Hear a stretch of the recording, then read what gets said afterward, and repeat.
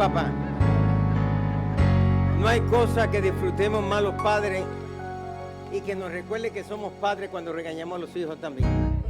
Así que cuando tu mamá y tu papá te regañen, di wow, le estoy recordando que gracias, Janine. Gracias a ustedes, pueden ocupar sus asientos. Saludar a toda mi gente. Héctor, que estuvo allá en las tierras bíblicas. Y él se iba educando en cómo entender a los árabes y a los judíos. Y siempre los grupos van esa gente que, porque la religión nos mentaliza a que los únicos buenos que existen en el mundo, por los únicos que seremos bendecidos con los judíos. Mi mentalidad es diferente. Mi mentalidad es que Dios bendice a través de la iglesia. Yo no tengo que esperar la bendición de un judío, tengo que hacerle bien a alguien de la iglesia. Pero Dios ha honrado y ha bendecido al pueblo. Por la gente llegan que por qué están estos palestinos aquí, no los sacan de Israel. Y hay que reeducarlos. Que ellos estuvieron ahí antes que Israel estuviera ahí desde el año 70. Del año 70, ellos se quedaron ahí en el siglo VI. Ellos llegaron ahí, se fueron estableciendo y se mantuvieron ahí. Y con el Imperio Otomano son siglos de personas. Por ejemplo, el presidente de la compañía con el cual trabajamos, la familia tiene tumba frente a la Puerta Dorada. Una tumba que va al año casi de descendencia de 1517 con Sulimán. Si usted puede imaginar que esa familia es una familia que lleva siglos de historia ahí. Y había unas hermanitas, dos hermanitas que en especial no quería, ya se recuerda, las mismas, no les gustaban los alemanes y decía que Dios tenía que traer juicio sobre Alemania y destruir de nuevo Alemania. No les gustaban los árabes porque decía que los árabes Dios tenía que traer juicio sobre ellos. Sin embargo, él se reía porque yo le decía, nunca vas a encontrar el nombre Yeshua en los judíos. El nombre Yeshua los judíos no lo usan. Se usaba antes de nuestro Señor Jesucristo en la época de Jesús. El judío nunca le va a poner un hijo Jesús. Nunca. Pero entre los musulmanes, Isa, que significa Jesús, es uno de los nombres más favoritos. Uno tiene que irse reeducando en ver cómo son otros pueblos. Y estas hermanitas me decían, yo decía, pues mira, el chofer que tenemos, que ella decía que era judío, no, es árabe y es musulmán. La compañía que trabajamos es de árabes y son musulmanes. Los que nos sirven desde el Mar Muerto en todos los hoteles de Israel son árabes porque los judíos no quieren hacer ese trabajo. Son africanos, son asiáticos. Era reeducándole y enseñándole. Estuvimos allí en Wittenberg, Alemania, una experiencia, Felipe, extraordinaria. Tú que eres maestro de historia, estar en el monasterio donde Martín Lutero fue monje, ver todavía el hábito que él se ponía, ver la esquina donde él orando recibió la revelación de Romanos 1, 15 al 16, porque no me avergüenzo del Evangelio, porque es poder de Dios para todo aquel que en él crea, Dios primeramente, y luego dice, justificados pues por la fe. Él tomó ese pasaje y Dios se lo reveló, poder ver sus escritos originales. Hay 3 ciudades en especial, pequeñas ciudades, lógicamente, que llevan y tienen una relación con Martín Lutero, donde la plaza principal es la plaza de Lutero. Y ver en Berlín cómo la estatua de Martín Lutero con la guerra de los aliados contra los alemanes, cuando se unen todos los poderes, porque Alemania había controlado demasiado, y ver ahí que aunque esa plaza todo se destruyó, esa iglesia de Santa María en Berlín permaneció en pie. Y donde estaba la famosa plaza de Martín Lutero, todo se derrumbó, pero la estatua se mantuvo en pie, y todavía uno llega ahí, ve esa estatua que está en pie, ve los monumentos que los rusos pusieron durante el tiempo de la ocupación de la Alemania Oriental.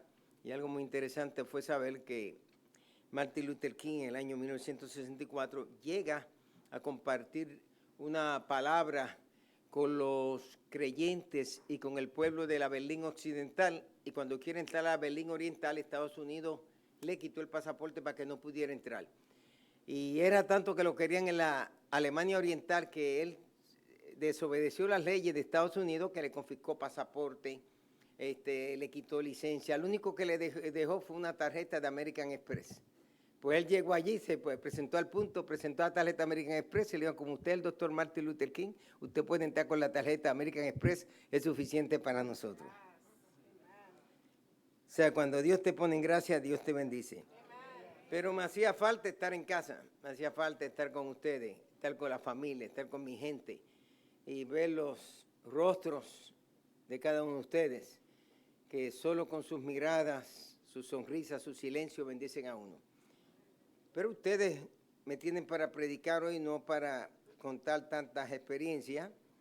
18 días que estuvimos llevando este grupo. En el mes de diciembre, dicho sea de paso, yo regreso con un grupo, no es oficialmente mi grupo, pero yo soy el que me encargaron de preparar un programa especial para pastores y líderes, pero si alguien de la iglesia quiere ir, con mucho gusto le permito que se sume al grupo, donde estaremos conociendo a Israel profundo, conociendo a Israel de la manera que los grupos que van no los conocen. Creo que nuestro grupo, de todos los grupos que van de Nueva York, el grupo nuestro que hemos llevado, conocen más a Israel que todos esos grupos. Porque él lo sabe. Yo conozco a Israel como la palma de mis manos, ¿sí o no? Felipe Estado. O sea, yo te tengo de Israel el croquis también, la cartografía completa, te cojo un carro, te manejo. Conozco a Israel bien y conozco los lugares donde se van. Y los que han ido antes conmigo saben que lo conozco. Los guías siempre están detrás de mí, yo los ajoro y lo hago que metan más para el viaje y que tenga más experiencia. Si desea estar en diciembre, pues le invito a que pueda acompañarnos.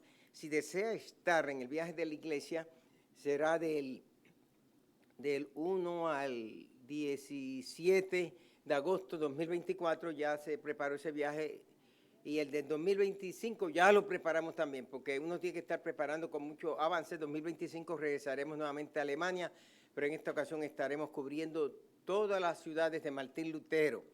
Así que si desea estar con nosotros en diciembre, va a ser una experiencia de su vida, visitará la ciudad de Filisteas, tendrá la oportunidad de estar en el Museo de Animales Disecados de la fauna de Israel, poder visitar la cueva de Sansón, la tumba de Sansón y Manoah, poder visitar el valle de Soreb-Sheme, el valle de Ela, el valle Filistea, el monte Aseca, monte Soco, y por ahí puedo seguirle mencionándole sitios. Usted tendrá la oportunidad. Si quiere conocer a Israel profundo, creo que será únicamente este viaje que la agencia pidió que lo preparáramos, donde van a ir líderes de diferentes lugares, nos van a encontrar pastores y líderes de diferentes ciudades de Estados Unidos y de México. Ya el primer grupo se registró para estar presente.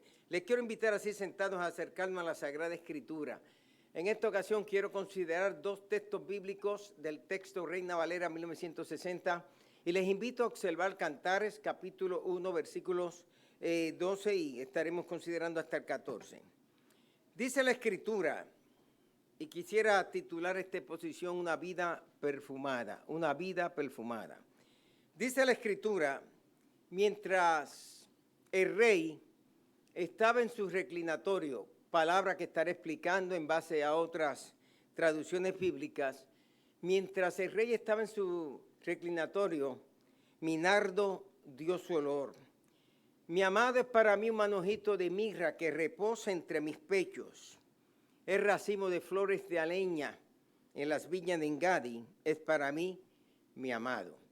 Y quiero partir con este pasaje que ella básicamente dice, mientras el amado mío se encontraba descansando, yo llevaba un nardo que comenzó a dar buena fragancia, y puedo decir que mi amado lo puedo comparar con una bolsita de mirra que está suspendida en mi pecho, y puedo decir que para mí mi amado es como si yo tomara un racimo de flores de aleña, de esas que crecen cerca de las viñas que se encuentran en Engadi.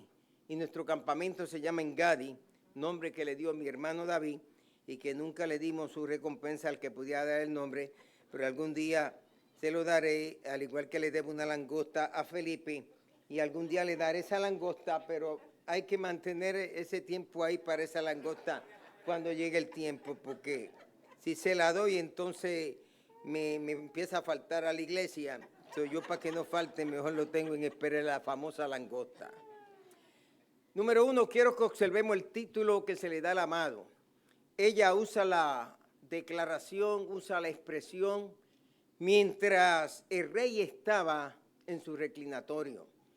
Comentaristas bíblicos, expositores bíblicos, exégetas bíblicos, esos señores y señoras que se acercan como yo al texto bíblico y que le aplican diferentes herramientas de interpretación conocidas como hermenéutica, mirando el texto, mirando el contexto, mirando la época, mirando las imágenes que se tienen puestas, analizando el escrito completo, comparándolo con otros escritos, llegan a analizar que este pasaje es un pasaje que es un poco controversial el darle al amado el título de rey. Porque desde el principio y después de este pasaje, el amado vuelve y se presenta como un pastor. Vuelve y desaparece la imagen del pastor y aparece como el rey. Y otros establecen que el amado lo que quiso aquí es poner Salomón, que se formó una especie de triángulo amoroso en el contexto correcto. Es decir, que un pastor que era de Sunén conoció y tenía una esposa que era sunamita también. Eso queda en el monte Moré. Allí hay un monte que se llama Moré, monte Tabor, monte Gilboa y está el monte Moré. Y ahí también es donde estaba Naín, y de ahí vino la doncella que vino a ser la nursing home attendant para David en sus años finales, Abisag. Y dice que Salomón llega y pasa por esas tierras. Cerca de ahí está la famosa ciudad de Megiddo y ciudades que dominaba el gran rey Salomón, todas esas planicies, y que él se enamoró de esta pastorcita. Esta pastorcita, pues, había un pastor interesado en ella, pero Salomón viene y juega a ser el pastor beduino para acercársele a ella, transformándose luego en que era el rey. Es una manera de poder presentar de que uno era el pastor, que otro era el rey. La realidad en esta poesía es que Cristo es todo para nosotros. En el cantar de los cantares, Cristo es pastor y Cristo es rey. En nuestra vida, Cristo es Señor y Cristo es amo. En nuestros corazones, Cristo es fe y Cristo es esperanza. Cristo es todo lo que nosotros podemos necesitar en cada una de nuestras vidas. En el libro del Apocalipsis aparece como sumo sacerdote, aparece como rey, pero aparece también como un guerrero conquistador que vence a sus enemigos. Cristo aparece como león y aparece como cordero. Cristo aparece como paz y aparece en actitud de guerra. Cristo es todo lo que nosotros podemos necesitar. Si tú te encuentras solo, Cristo es tu compañía. Si te encuentras desalentado, Cristo es tu aliento. Si te encuentras desamparado, Cristo es tu amparo. Si te encuentras en necesidad, Cristo es tu proveedor. Si no tienes para comer, Cristo hace provisión. Si no tienes para beber, es la fuente que salta para vida eterna. Si estás en medio del desierto, es la sombra que llega a tu vida. Si estás en peligro, es quien te rescata. Si te hundes en algún lugar, es quien te levanta. Si estás desconsolado, es quien trae consuelo a tu vida. Si te sientes desorientado, es el GPS de tu vida. Si no sabes hacia dónde ir, Cristo sabe a dónde llevarte. Si necesitas un pastor, Cristo es el pastor. Si necesitas rey en tu vida, Cristo es el rey de tu vida. Cristo es todo lo que necesitamos. Si estás desconsolado, es tu consolación. Si tu noche es oscura, es tu sol de justicia. Si tu noche no tiene lumbrera, se transforma en tu luna. Si tu desierto está sin nada, es el jardín de tu vida. Cristo Jesús, damas y caballeros, es el autosuficiente y toda la suficiencia que necesitamos en nuestras vidas. Zacarías 9:9 dijo, he aquí tu rey vendrá a ti, justo y salvador humilde. Zacarías dijo que quien entraba por la puerta oriental, quien entraba en esa entrada triunfal era un rey. De igual manera, Mateo capítulo 2, versos 1 al 2, aquellos sabios del oriente hicieron la pregunta, ¿dónde está el rey de los judíos que ha nacido? Cristo fue reconocido como rey por las profecías, fue afirmado como rey por los sabios del oriente, fue llamado rey en los salmos, aparece reconocido como rey en las epístolas y en cada una de nuestras vidas es el rey que reina sobre este reino del cual nosotros todos nos encontramos viviendo. Número 2, quiero que observe la declaración en el versículo 12 cuando dice en su reclinatorio. Mientras observaba esta mañana, comparaba algunas versiones bíblicas porque yo estuve cerca de 12 años con la American Bible Society. Estaba con estos señores que son expertos en trabajar en lo que son las versiones de la Biblia. No era traductor, no era consultor oficial, yo formaba parte de un grupo de hispanos que se le conocía como un comité de asesoría hispano. O sea, ellos venían, se reunían con nosotros, nos hablaban de lo que estaban trabajando en las traducciones, nos pedían opiniones que creo que nunca las tomaron en cuenta, porque tantas opiniones que dimos allí y yo buscaba en la nueva traducción, no aparecía absolutamente nada, ya tenían todo hecho, pero tenían que tener la afirmación de que esa versión, que esa nueva traducción, pues había sido expuesta ante un grupo de consultores que tenía la nación. Nos reunimos en la American Bible Society y ahí estos señores nos leían porciones, nos pedían opiniones, nos mandaban materiales, nos pedían opiniones y luego salía que hubieron los consultores, los traductores, los consultores y los asesores que estuvieron trabajando en dicha versión, aunque confieso que no hacíamos absolutamente nada, sino tomarle el desayuno, el almuerzo, la cena y las Biblias que nos regalaban. Pero algo que aprendí es que el manejo de las versiones te ayuda a ti a acercarte al significado de lo que en el hebreo a veces no se puede decir con una sola palabra. El término que aparece en el hebreo, que no quiero citárselo, el término que aparece en el hebreo que se traduce de reclinatorio es un término bastante ambiguo. Ambiguo para los traductores. Reina Valera llegó a la conclusión que es un reclinatorio, pero un reclinatorio puede significar muchas cosas.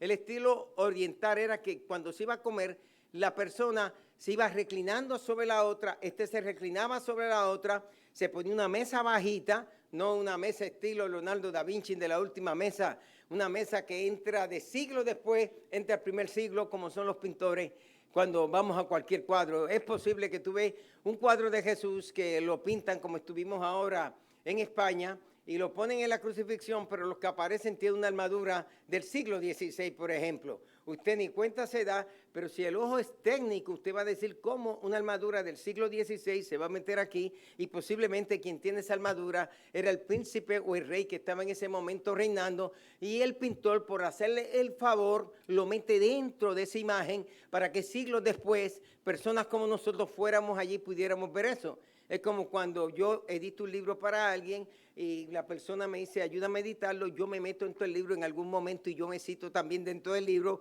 para dejar alguna marquita mía dentro de ese libro. Y es una manera como se hace.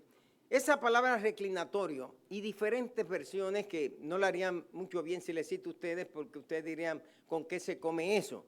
Pero muchas versiones citan esto como sofá, lo pueden citar como cama, lo pueden citar como lecho, lo pueden citar como lugar de descanso. Es decir, que era el lugar donde el rey podía descansar, donde el rey podía comer, podía compartir con sus más cercanos y allegados. Y ella está hablando y se refiere, y ella dice que el rey estaba en su reclinatorio, estaba en su lugar de descanso, y todos sabemos que el Padre Eterno se paró el sábado como día de reposo. Pero Cristo vino a traer paz a nuestros corazones. Mi paso doy, mi paso dejo, no como el mundo la da. Aquellos que estáis trabajados y cargados, venid en pos de mí, os haré descansar. Jesús vino a decir, en el mundo tendréis aflicción, pero confiad, yo he vencido al mundo. Tenemos que estar seguros que en Cristo tenemos la paz verdadera. En la cena pascual Jesús se sentó y mientras estaba con los discípulos, dice Mateo 26, versos 26 al 29, que mientras estaba con ellos, Jesús tomó el pan, lo partió, lo compartió, dijo, esto es mi cuerpo, tomó la copa y dijo, esta es la sangre que es derramada por ustedes, los invitó a tomar de la copa y Jesús dijo que no la bebería más de este fruto hasta ese día que lo beba de nuevo con vosotros en el reino de los cielos y en el reino de su Padre. Indicando que esa cena que él compartía con ellos era una cena pascual judía. Pablo la cristianizó, cuando Pablo dijo en 1 Corintios 11, y a mí me fue revelado que el día que el Señor iba a ser entregado, tomó el pan, lo partió, tomó la copa, y Pablo cita exactamente lo que está diciendo Jesús, pero él escribió antes de Mateo, escribió antes de las demás tradiciones, y Pablo lo que está diciendo, esta cena no solamente era una cena de un judío llamado Jesús para compartir con un grupo de judíos que eran sus discípulos, ahora esta cena es de Jesús para toda la iglesia, y desde ahí en adelante nosotros en la iglesia celebramos la cena del Señor que uno le llaman Eucaristía, otros le llaman Santa Cena, algunos le llamamos la Cena del Señor, pero es el momento que nosotros venimos y participamos en los alimentos. Unos creen que se convierte en verdad el pan en el cuerpo de Cristo, el jugo de la vid o el vino en la sangre de Cristo como los católicos. Otros creen que aunque no se convierte, se hace presente en los elementos. Otros creen que no, ni se convierte, ni se hace presente, sino que es un símbolo. Y otros creemos que es un momento de recordar que Cristo murió por nuestros pecados, entregó su cuerpo por nuestros pecados, derramó su sangre por nuestros pecados y que hoy podemos celebrar la gran salvación de un gran Salvador a grandes pecadores, ofreciéndonos un gran perdón. En el primer domingo de resurrección, Lucas 24, 30 al 35, iban unos discípulos camino a Emaús. Y ahí iba un Cleofas. Y camino a Emaús llegó este forastero, va andando con ellos en ese camino. Ellos no se están dando cuenta. Cuando llega a la casa, ellos le ofrecen hospedaje, le ofrecen tener quedarse en ese lugar. Y toma el pan. Y cuando parte el pan, los ojos de ellos se le abren y se dan cuenta que es el Señor que ha resucitado. Regresan desde ese lugar, el valle de Ajalón, cerca de Tel Aviv, y desde ahí regresan nuevamente a Jerusalén. Posiblemente en aquel entonces tendrían que andar unas 2 horas o 3 horas de camino para regresar, y regresan nuevamente a donde están a anunciar que el Señor se les apareció. Ese mismo día domingo, los discípulos están en el aposento alto, las puertas están cerradas, y de momento Jesús aparece en medio de ellos, les desea que la paz sea sobre ellos, y les pidió que si tenían algo de comer, le dieran de comer. Y Jesús se presenta haciendo diferentes actividades de personas que tienen un cuerpo humano, pero en este caso Él se presenta con un cuerpo humano que fue glorificado, capaz de comer, capaz de transportarse, capaz de pasar donde estaban las paredes, capaz de levantarse hacia la atmósfera, y con ese cuerpo está sentado a la diestra del Padre Todopoderoso, y desde allí ha de venir por su iglesia. Hay momentos que uno se siente que está en la presencia de Dios y uno quisiera quedarse para siempre en la presencia del Señor y no salir de esa presencia. Hay momentos que uno siente que el Señor está en ese reclinatorio y que el Señor está descansando en ese lugar y que nosotros como iglesia nos tenemos que acercar a Él para descansar junto a Él. Hay momentos que nosotros no quisiéramos salir de lo que es lo natural para continuar viviendo en un ambiente sobrenatural. Y hay momentos que estamos en lo sobrenatural y no queremos dejar lo sobrenatural para movernos en un ambiente natural. Pedro, Juan y Jacobo, estando en el monte de la Transfiguración, fue tanta la presencia que sintieron en su vida que desearon quedarse en aquel lugar. Moisés subió hasta el monte, la gloria de Dios se manifestó, de su frente salían como halos de luz, como cuernos de luz, lo presentan los escultores, especialmente Miguel lo presenta con cuernos en su frente, y es que estar en la presencia de Dios, algo tiene que ocurrir en nuestras vidas. Pero ella entra a la presencia donde Él está, y cuando entra a la presencia, ella siente el olor del nardo que desciende en aquel lugar. Cuando estamos en la presencia del Señor tenemos que sentir algo. Tenemos que sentir el nardo de su presencia. Aquellos que llevamos años sirviéndole al Señor sabemos que los momentos más gloriosos es cuando estamos orando y de momento sentimos como un olor a mirra, un olor a nardo, un olor a fragancia, un olor a perfume. Y eso nos indica que estamos en la misma presencia del Señor. No es que nos vean orando, es que sepamos que oramos. No es que nos escuchen gritando, es que sepamos que alabamos nosotros al Señor. No es jactarnos de las muchas horas que tengamos en oración, sino saber que todo lo que hacemos para el Señor, sea que oremos mucho, que oremos poco, que oremos en la madrugada, que oremos cuando nos levantamos para ir al servicio sanitario, sea que oremos cuando estamos calentando el vehículo, sea que oremos cuando estamos en el tren viajando unas cuantas paradas o quizás media hora, 45 minutos, sea cuando cerremos los ojos, sea acostado en la cama. Lo importante es que nosotros podamos tener esa conversación con el Rey de la Gloria y experimentar el olor que de Él sale. Número 3, quiero que observemos el versículo 12, el perfume para el amado. Dice, mi nardo dio su olor. Ella está hablando que ella va a la presencia de Él para perfumar la vida de Él. Y la iglesia debe estar preparada siempre. Marcos 14, 3 dice que llegó una mujer con un vaso de alabastro de perfume de nardo puro de mucho precio, lo quebrantó, lo derramó sobre la cabeza y todo aquel recinto fue perfumado. Juan 12, 3 nos dice que María tomó una libra de perfume de nardo puro de mucho precio y comenzó a ungir los pies de Jesús, y todo aquel lugar se llenó de la presencia. Hay 3 pasajes bíblicos donde se aparecen 3 mujeres que vienen con nardo puro para poder bendecir a nuestro Señor Jesucristo. Si tú y yo notamos que el nardo en nosotros se está secando, como las flores se secan y pierden su fragancia y pierden su olor, es tiempo de nosotros comenzar a alimentar nuevamente ese nardo en nuestra vida, que podamos nosotros alimentarlo, para que ese nardo sea con alabanza, sea con lágrimas, sea con súplicas, sea con ruegos en nuestra vida, podamos llegar al Señor con olor suave para su presencia. Según Él tiene una presencia suave para nosotros, nosotros debemos ser una presencia olorosa para el amado cuando estamos cerca del amado. Cuando nosotros alabamos al amado, eso no hace mella en nuestra vida. Aunque estemos tristes, estemos pasando por una prueba, tengamos un fallecimiento en la familia, hayamos chocado el vehículo, hayamos perdido algún negocio, no tengamos los papeles todavía, las promesas hechas por el gobierno no se hayan cumplido en nuestras vidas. A pesar de todo, nosotros nunca debemos dejar que el nardo deje de oler en nuestras vidas, que en medio de las pruebas ese nardo pueda oler siempre en cada una de nuestras vidas. Que hayan razones por encima de las sin razones para nosotros alabar y adorar siempre a nuestro Señor. Nunca dejes, nunca debemos dejar, nunca dejemos que esa fuente que puede dar olor grato al Señor y fragancia grata al Señor y un perfume agradable al Señor disminuya en nuestra vida. Cuando sintamos que no queremos alabarlo, vamos a alabarlo. Cuando sintamos que no queremos darle un gloria a Dios, démosle un gloria a Dios. Cuando sintamos que no queremos ir a la iglesia, pues vamos para la iglesia. Cuando sintamos que no queremos orar, vamos a orar entonces. De tal manera que ahí comenzaremos a quebrantarnos como aquellos vasos de alabastro para traer olor grato al Dios Todopoderoso. Pero ella dice y habla de mi nardo. Está hablando de ella. Está hablando de manera subjetiva, está hablando de un pronombre, se está refiriendo así. No dice el nardo, no dice su nardo, dice mi nardo. Y hay muchas cosas en nuestra vida que tú y yo le podemos dar al Señor.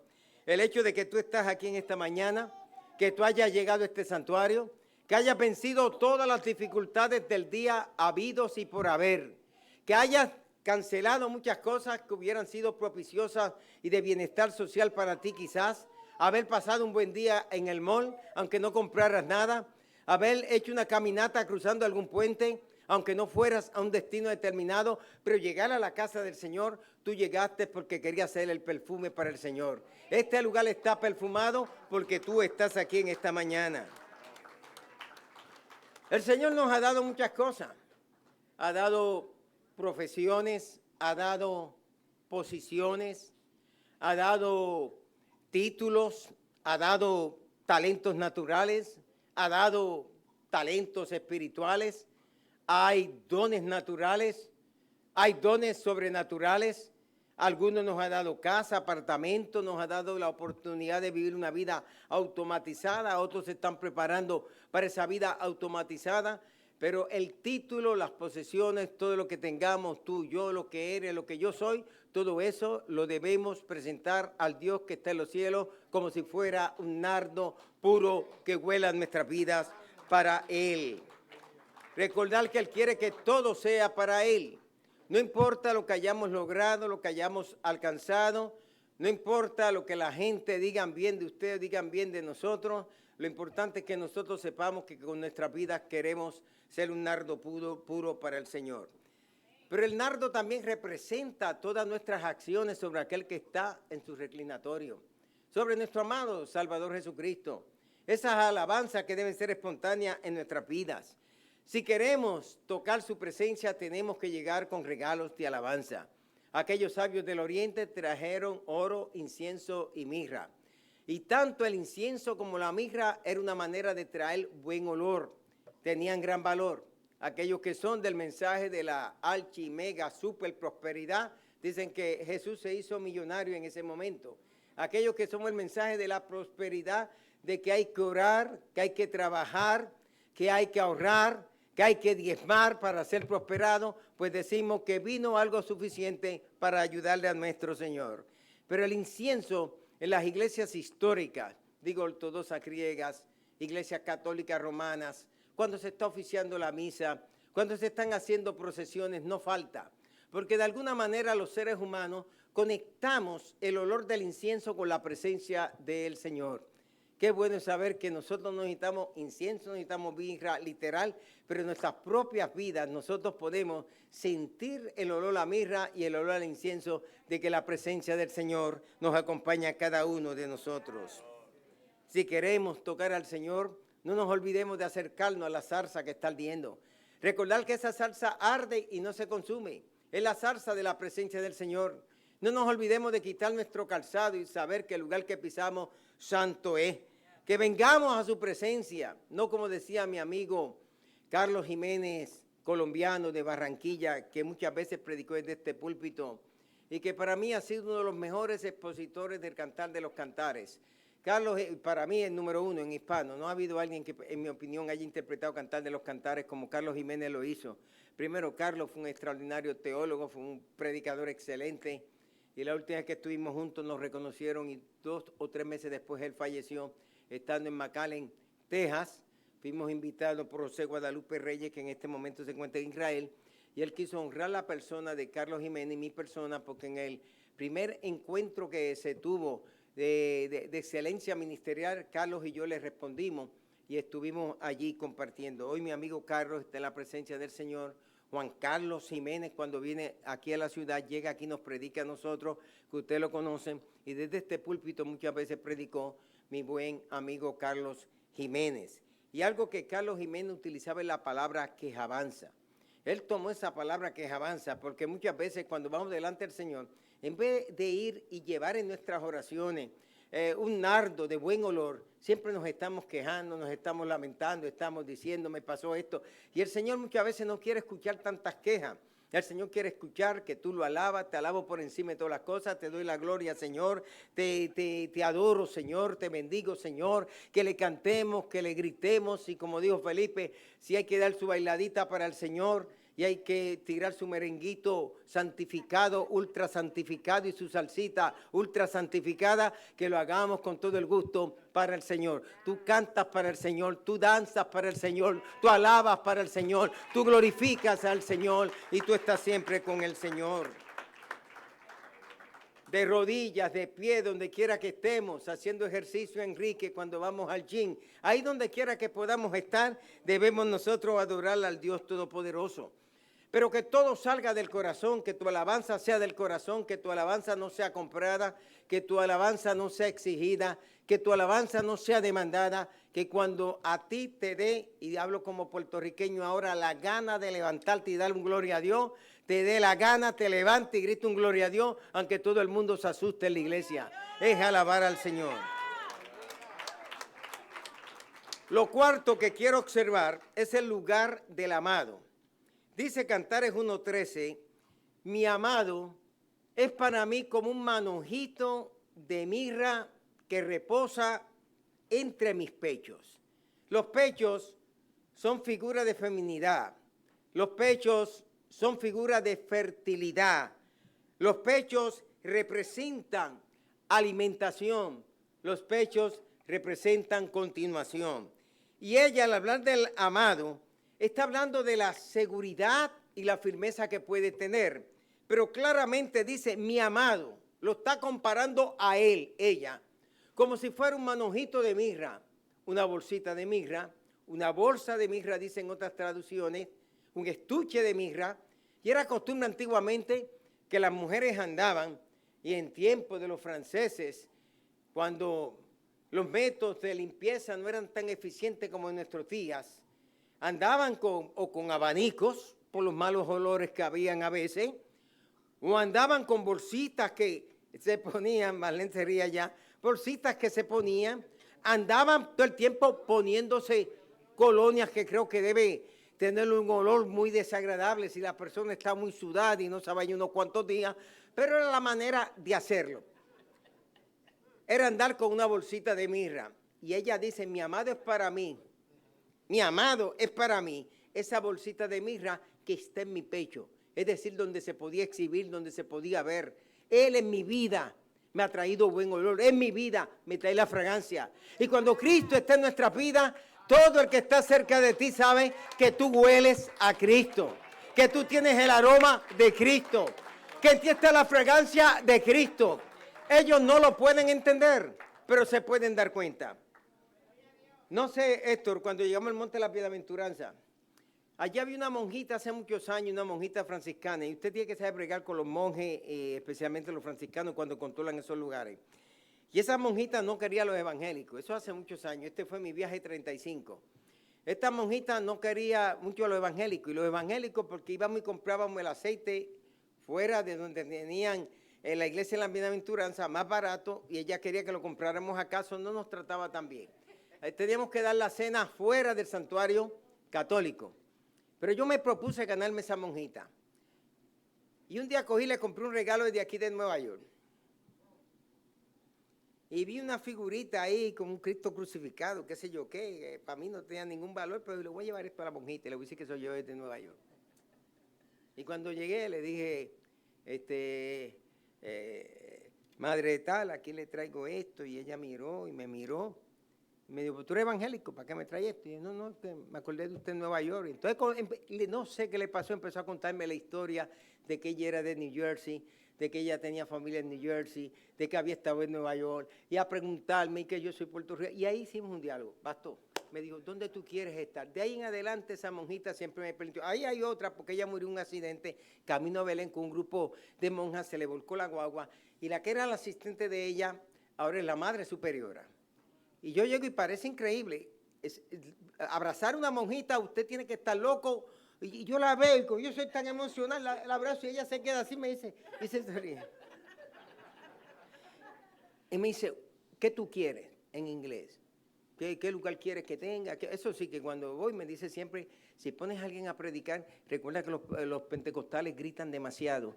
Y aquí pues se mantiene una reverencia. Y tengo que poner una persona que no sea gritona, que es difícil en el grupo encontrar un pastor que no sea gritón, porque los pastores pensamos que con el grito está la unción y está el poder de Dios. Entonces a veces no sabemos comunicar una palabra sin gritar, pero yo siempre encuentro a alguien que no va a gritar y lo hace. La importancia de uno reconocer la fragancia de Cristo. Cuando yo llego donde ella sabe que en mí está la fragancia de Cristo. Pero yo respeto que aunque sea monjita ella también tiene la fragancia, tiene el perfume de Cristo y tiene el olor de Cristo. Y eso no me lleva a mí a prejuiciarla porque ella sea una monja y yo sea un ministro evangélico. Hay que aprender a madurar en las cosas del Señor. En el jardín de Getsemaní, creo que Luis entró conmigo allá. Yo metía mi grupo adentro del jardín, allí no dejaban entrar a nadie. Ellos tienen esos árboles como una idolatría. Y para mí quizás ninguno de esos árboles estuvieron en el año 70, se sembraron después. Los turcos acabaron con todo, pero ellos son muy dados a mantener esto porque a la gente le gusta ver siempre algo. Y allí está el padre Rafael, que era el encargado de todas las iglesias franciscanas de todo Israel. Los franciscanos controlan todas esas iglesias. Y una vez estoy así, y me le acerqué al padre Rafael y le pregunté a alguien, ¿cómo se llama el padre Rafael? Y no nos dejaban entrar los demás. Y yo me acerqué a él, padre Rafael, ¿cómo usted está? Y me dijo, ¿dónde tú me conoces? No, te he visto antes aquí, empezamos a hablar. Hicimos una amistad, tengo muchas grabaciones de él. Y él me decía, ¿te quieres meter adentro del jardín? Padre, yo decía, padre, está bien. Y después al final yo le decía a la gente, pásenle por el lado sin que nadie lo vean y le echan su ofrendita. Y él abría la bolsita así y la gente le iban echando su ofrendita. Él entre los católicos fue un hombre muy reconocido. Cuando empezó la guerra del 48, él protegía a los palestinos y a los jordanos dentro de la iglesia de Getsemaní. Cuando habían conflictos en tiempo de la guerra del 67, el padre Rafael salía a rescatar niños y a rescatar personas y los metía adentro. Y no se podían meter los judíos en tiempo de guerra ahí dentro porque tenían que respetar al Vaticano. Y él los estaba protegiendo y dio órdenes en todo Israel de protegerlos. Puede que usted no esté de acuerdo con que era un católico, pero esa acción que hizo, muchos de nosotros no lo estamos haciendo. Estaba hablando Mauricio lo que está pasando en Afganistán, ¿verdad? Lo que estaba en Pakistán, lo que está pasando. ¿Sabe quién lo empezó? Felipe sabe el que lo empezó. Un cristiano que empezó a quitarle las hojas de un Corán. Un cristiano. Empezó a quitarle las hojas de un Corán. Hay que respetar esos libros sagrados. Los judíos tienen su Biblia, se la respetamos, pero la nuestra completa la de ellos, la respetamos. Los musulmanes tienen su Corán y ellos creen que con el Corán completan la Biblia judía, completan el Nuevo Testamento cristiano, se los respetamos también. Nosotros tenemos que aprender a respetar a las personas. Están construyendo, ya para finalizar, esa hermosa mezquita que está ahí. El muchacho ahí me dijo, pastor, cuando se vaya a inaugurar queremos invitarle. Toda esa área ahí, son muchos musulmanes que están en toda esa área por ahí. Queremos invitarle. Me invitan con mucho gusto, yo voy a estar allí presente. ¿Por qué? Porque esta es una iglesia de esta comunidad. Nosotros somos los pastores de esta comunidad. Y Dios nos puso en esta comunidad para hacer luz, para hacer esa fragancia que damos donde quiera que estamos. Esa dualidad en que el manojito está entre sus pechos nos recuerda a nosotros esa dualidad del amor y de la misericordia. Nos recuerda esa dualidad de la fe y de la esperanza. Nos recuerda esa dualidad del estudio y la vida devocional de cada uno de nosotros. Todos nosotros tenemos que desarrollar una vida devocional, sea en la mañana, sea en la tarde, sea en las noches. Hay buenos devocionales. Sacar un tiempo en la mañana, mirando por la ventana, sentado en la cama. Quizás cuando vamos a orar por los alimentos, sacar un tiempo para orar en la presencia del Señor, darle gracias al Señor por la vida que nos ha dado. Crear nuestro propio espacio de tener una comunión con el Señor, sea donde sea. Créate un espacio psicológico, métete dentro de ese espacio y en ese aposento privado, ese aposento de guerra, de oración, ese aposento de alabanza, tú hablar con el Señor donde quiera que estés. Cuando hay predicación y hay evangelización, hay dualidad. Cuando hablamos de salvación y hablamos de discipulado, hay dualidad. En África, recién estamos terminando de construir un templo para 300 personas.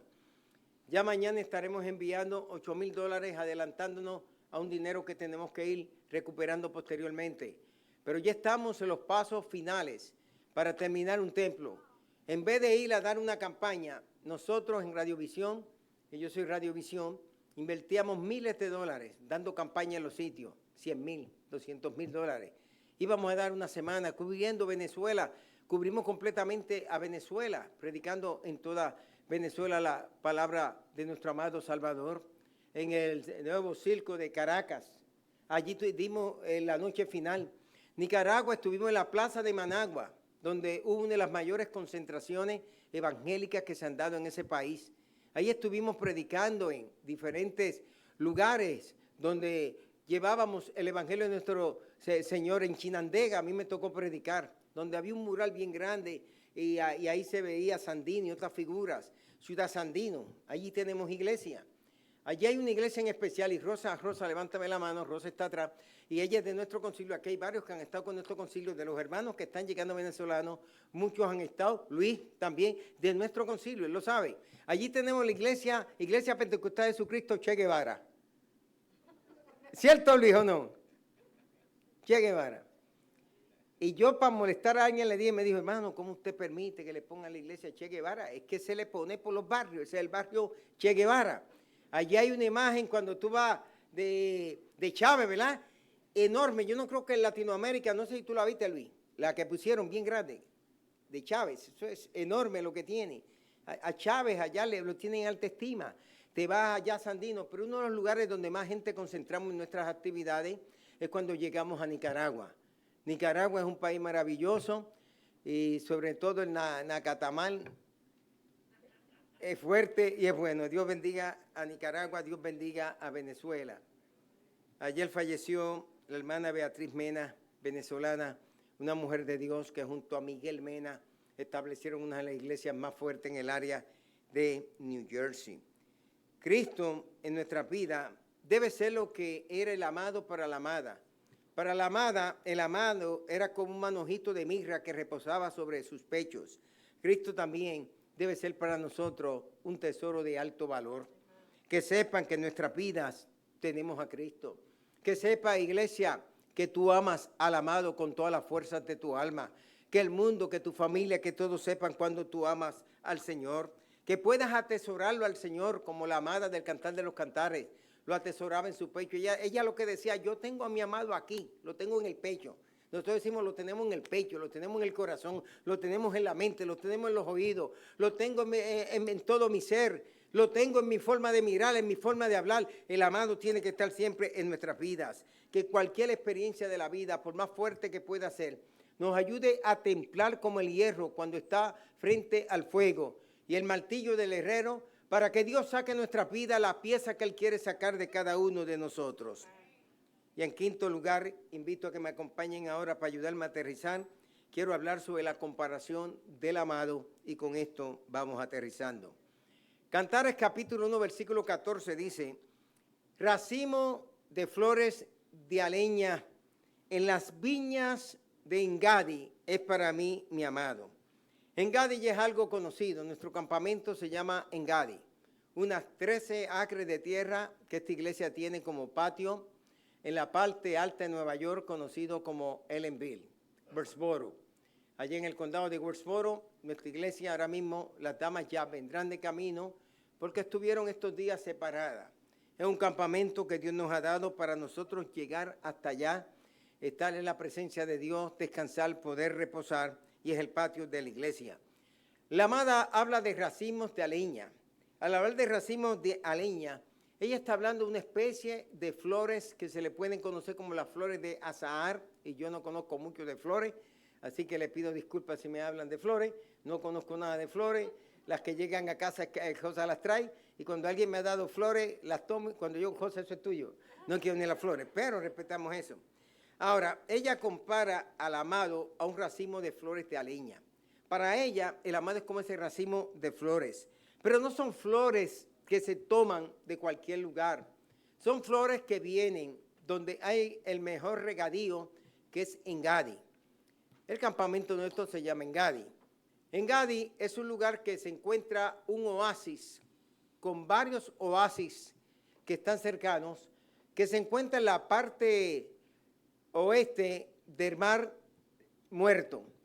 En ese lugar se le conoce como el manantial, el oasis de las cabras. Las cabras que ven allí son las cabras ibex. Ve unos animalitos conocidos también como los irax. Ve otros animalitos conocidos como los tejones. Va a encontrar muchos cuervos en aquel lugar y va a encontrarse también con algunas mascotas que están presentes, que esconden la cabeza, sacan la cabeza y se encuentran en ese lugar. Es un lugar totalmente desértico. Es hermoso ver las cabras, los ibex, que estos cuernos que se usan, los judíos mesiánicos, estos chofares, pues se hacen de esos ibex. Los cogen, los pulen y de ahí preparan estos cuernos que tienen las diferentes formas. Es posible ver allí cuando están trepados encima de los vehículos, creo que esto lo vi los que fuimos ahora, verle cuando están en las pendientes, subiendo esas pendientes, esos riscos. Es increíble cómo una familia completa pueden subir esos riscos de esos animales. Pero esa caída de agua que Sammy llegó, Samuel llegó, Sara llegaron hasta allí, se le conoce como la caída de agua de David. En algún lugar, fuera en la parte superior que creemos o fuera en la parte inferior que pudo haber sido, David se refugió en una cueva. Cuando Saúl fue a hacer sus necesidades, se fue a cubrir, indicando que fue a hacer unas necesidades biológicas en ese lugar. David tuvo la oportunidad de cortarle parte del manto. Luego David decirle a Saúl y decirle a Abner que si él lo quería matar, lo podía matar. Ese era un lugar de refugio para David. Aquí el amado posiblemente se acuerda de la experiencia que había tenido su papá. La experiencia de Engadi. Engadi representa el lugar de refugio, el lugar de refrigerio. Ahora estábamos con el recalentamiento global que hay. La temperatura estaba sobre 105 grados Fahrenheit, 106 y 107 grados, lo que tuvieron conmigo. Tuvimos que experimentar ese recalentamiento global en ese lugar. Años atrás podía ser 80, 90, podíamos llegar hasta el Mar Muerto, el lugar más bajo del planeta Tierra, Jericó, la ciudad más baja y más antigua del planeta Tierra, pero hoy tuvimos que enfrentar ese gran calor que estaba en aquel lugar. La amada lo describe y la amada habla del amado. Lo compara como un racimo de flores de aleña. No sé con qué tú comparas a tu amado, no sé qué hermosas palabras tú puedes tener este día para decirle a Cristo.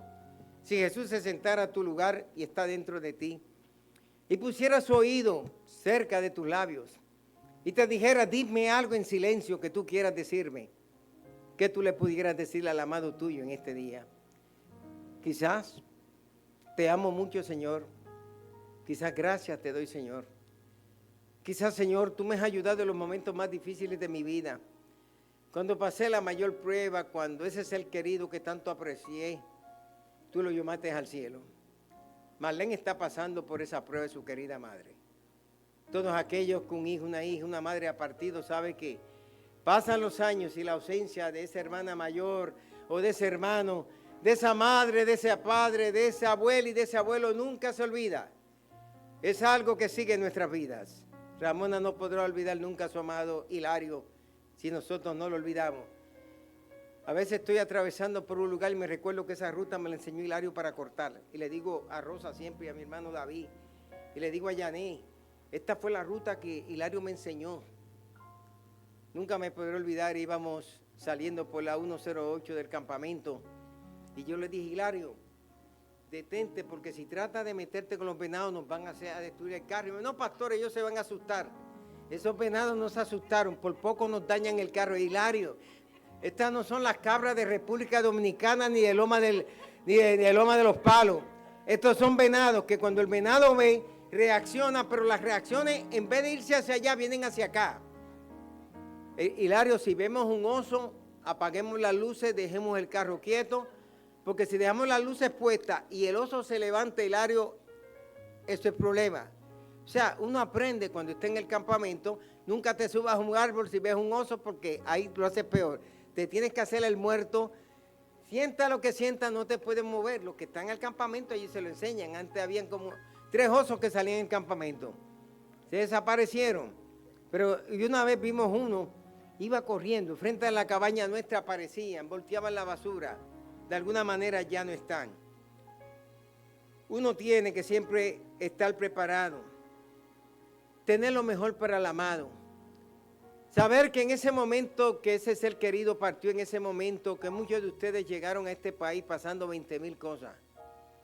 Que yo lo sé. Son muchos los testimonios que me cuentan las personas de cómo han llegado hasta Estados Unidos de América.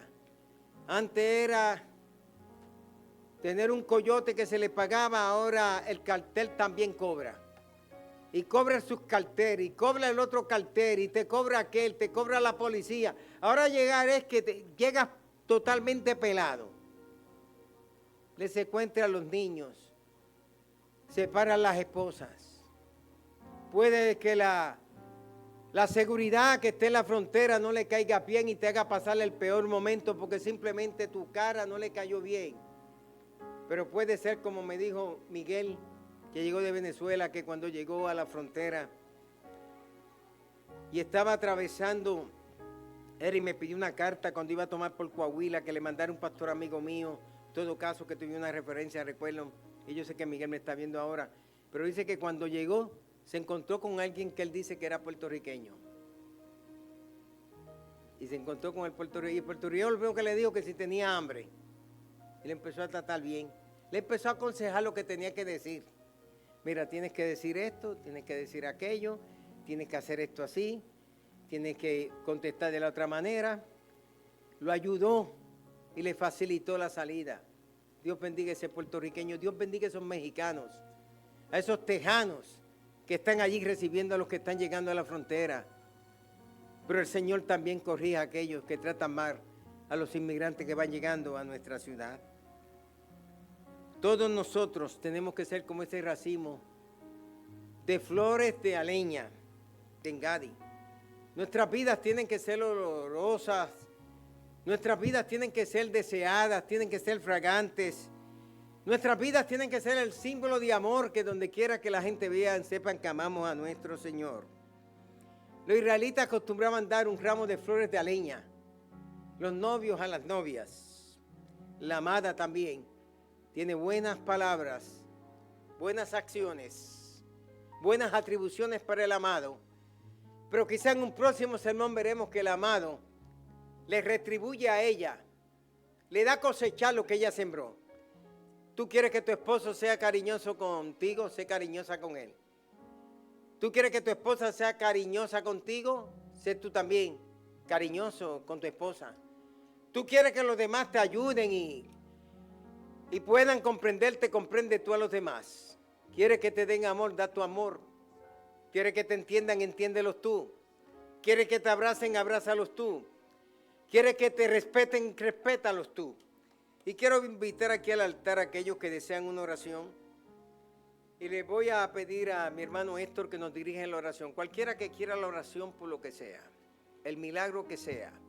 O cualquiera que simplemente quiera decirle, Señor, te amo, te quiero, te adoro. Dile todo lo bueno que quieras para el amado. El altar está abierto. Mi pastor me enseñó que todos los problemas, todas las quejas, todas las ayudas se daban en el altar. Esta iglesia siempre hemos creído que el altar es el lugar donde sacamos ese momento final.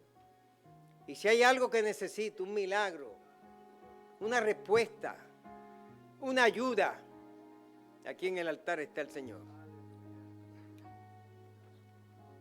Dios bendiga a cada uno de ustedes. Por favor, ministro.